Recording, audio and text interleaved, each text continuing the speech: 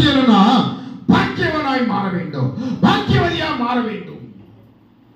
அப்போ அந்த மாறுகிற நேரத்துல கிடைக்கும் ஸ்லாக்கியம், ஆசீர்வாதம், மகிழ்ச்சி, குறைவுகள் நிறைவு.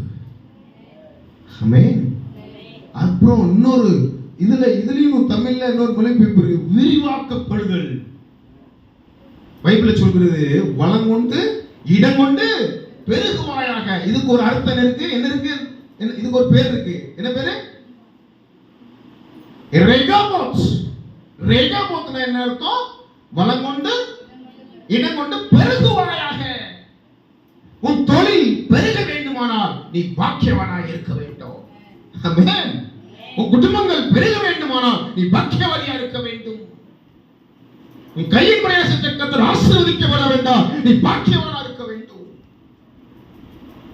பெருகணும், வடம் உண்டு இடம் உண்டு. நீ ரெகாபோத்தாய் கர்த்தர் மாற வேண்டும். உன்னை மாற்ற வேண்டுமானால் நீ பாக்கியவதியாகவும் பாக்கியவானாய் மாற வேண்டும்.